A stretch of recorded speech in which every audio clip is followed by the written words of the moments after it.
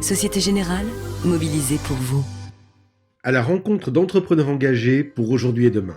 Philippe Guédon, dirigeant de King Jouet, groupe d'origine familiale de Voiron, en Isère. Quels changements voyez-vous pour votre entreprise dans les prochains mois ? Alors c'est vrai qu'il y a encore beaucoup de questions sur le jour d'après. Je commencerai par le management, par l'humain, de tout ce qui est le télétravail qui existait chez King Jouet mais qui était peu développé. La période nous a contraints à voir les choses différemment et à travailler différemment. J'imagine, comme beaucoup d'entreprises, le télétravail jusqu'alors c'était épisodique. C'était pas toujours bien perçu, j'étais pas toujours bien vécu. Là, on est passé à un autre régime. Les aspects sanitaires dans les points de vente, il est important que nos équipes, mais aussi les clients, soient complètement sécurisés par rapport à ça. Et ça ne sera pas que le 11 mai, c'est dans les jours, les semaines, les mois, les années qui viennent. Et puis le dernier volet, c'est en effet le consommer mieux. Donc l'objectif, c'est d'accélérer sur ce qui peut être proposé à nos clients. Alors il y a bien sûr l'achat local, le jouet français. Alors jouet J-O-U-R, parce qu'on regarde ce qui est fabriqué en France d'abord, bien sûr, mais aussi ce qui est conçu en France. Donc chez King Jouet, l'objectif, c'est de donner une plus large part de voix sur toutes ces gammes, tous ces fournisseurs. Comment s'est passée la mise en place du prêt garanti par l'État ? On travaille chez King Jouet avec un pool bancaire, un des principaux établissements étant l'ASG.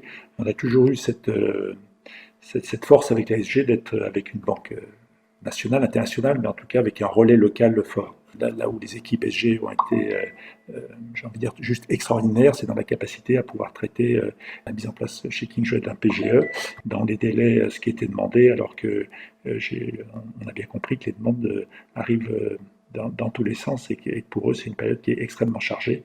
Donc j'ai vraiment apprécié encore plus apprécié qu'habituellement, leur disponibilité, leur capacité à suivre et à soutenir l'entreprise. Fabriquer plus responsable, c'est une vraie tendance dans le jouet ?